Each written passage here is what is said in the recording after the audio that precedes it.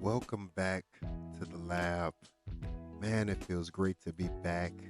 As you can see, today we'll be tearing apart the Nintendo 64.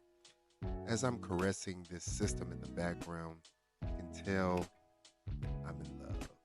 The nostalgia with these systems, these older systems, is it's like, man, it just takes you back. I guess I'm showing my age now. I collect so many retro handhelds. I just wanted to get all of the old retro systems so we'll have something to compare them to. I purchased the system from eBay for about $70. The system plays games flawlessly. However, the power button tends to get stuck, the system is filthy, and it scratches everywhere. Me being a collector, huh, why not fix it up? So I began my journey online, and that led me to AliExpress, where I was able to find a replacement shell for the Nintendo 64 for the low price of 18 bucks. I'll link that down below. However, please remember, due to the tariffs that impacted the United States, that price has gone up to $53. Damn! So getting into the unboxing, as you can see, the package was a little bit damaged, but everything inside was perfectly secure, so I wasn't upset at all. And kudos for the blue box. As you can see, there are 3 different screwdrivers, and yes, these are all the tools you will need to disassemble and reassemble your Nintendo 64, which is amazing. Shout out to Nintendo. And speaking of Nintendo, were you guys able to secure a Switch 2? If you were, let me know down in the comments. If you weren't, let me know down in the comments. As you can see, they bubble wrap the shell, and inside of the shell, hurry up Dex, take it forever. And inside of the shell are all of the parts that you will need to install to complete this miraculous glow up process. And yes, it comes with all of the stickers to complete the aesthetics on the exterior. This is the door assembly for your cartridges. I thought it was way more to this until I got the system apart and I started looking at different things.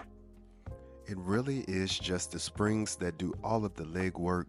Leave it to Nintendo to make an effective and easy design to keep their system working properly for decades. Please note that all of the stickers I already placed on the system.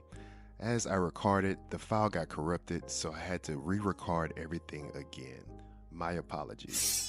This is the top half of the shell, which is 1-to-1 with the OEM shell. I was very pleased with that.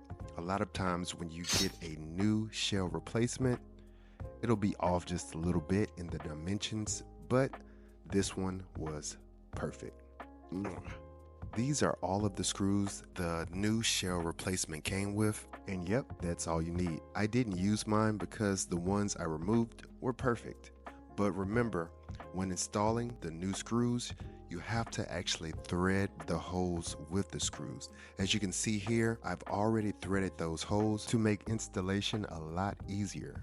This is the bottom half of the shell. As you can see again, all of the holes have already been threaded.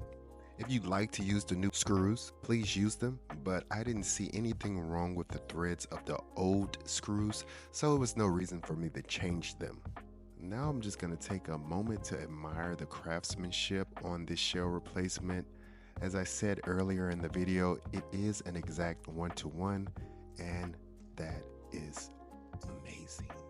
Here we have the power and reset button, the expansion door cover, the 2 bottom bumpers, the clear power indicator cover, and to the bottom left, the AV connector housing. Now, before we get down to business, I'd like to caress the system to make this an enjoyable experience for me as well as her. Now, let's see what she's hiding under that top. After removing the expansion cover, you may need a screwdriver to pry up the expansion pack. Just an FYI, I will be speeding up some parts of the video, that way it won't end up being an hour long. Let's flip the 64 over, remove the cover for the 64DD port, and remove 6 screws from the bottom of the system.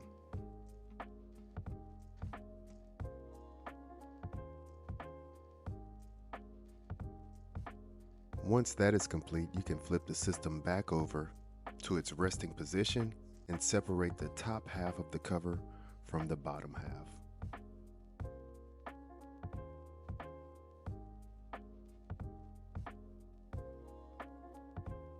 Once we have the top cover and the bottom cover separated, we can start by removing the screws from the AV connector port.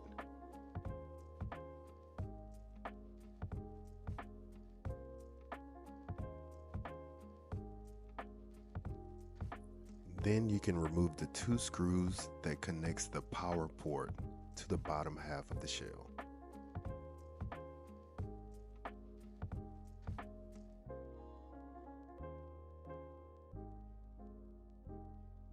Next, remove the 2 screws on either side of the cartridge connector.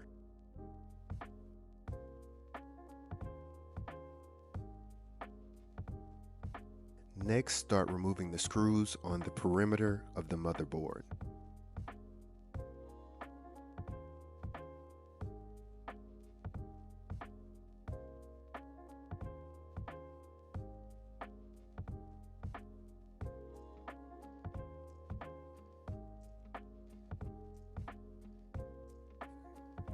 Next, remove the 2 screws on either side of the expansion port connector.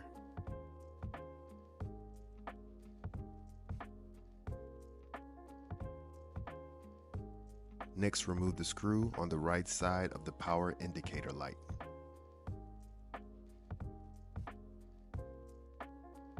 Now you can remove the motherboard from the bottom half of the shell. Congratulations, we're halfway there.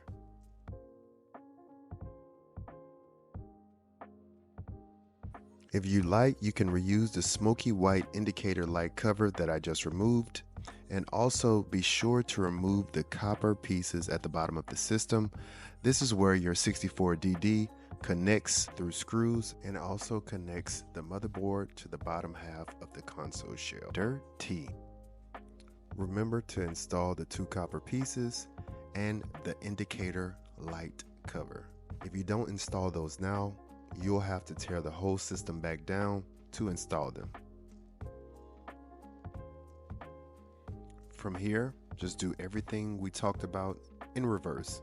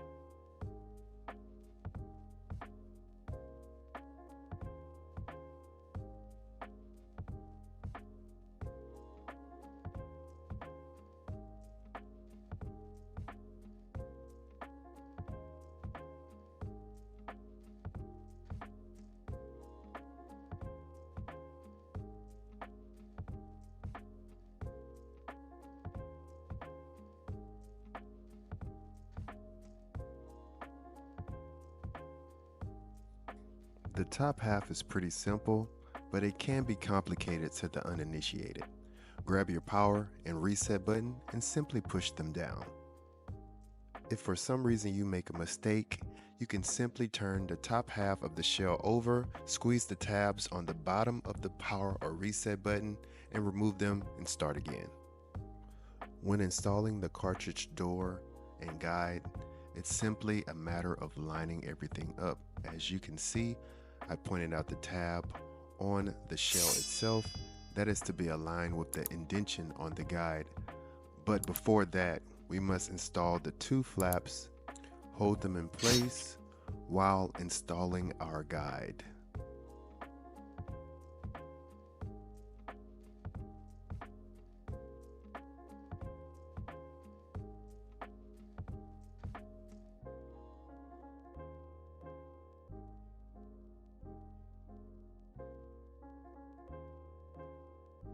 Once you have everything in place, two screws will hold this entire door assembly down to the top half of the console shell. Once you secure the screws, you can attach the top half of the shell and the bottom half of the shell and reinstall the screws through the bottom to the top half of the shell. Remember to install the bumpers on the bottom half of the console or else it will not be level.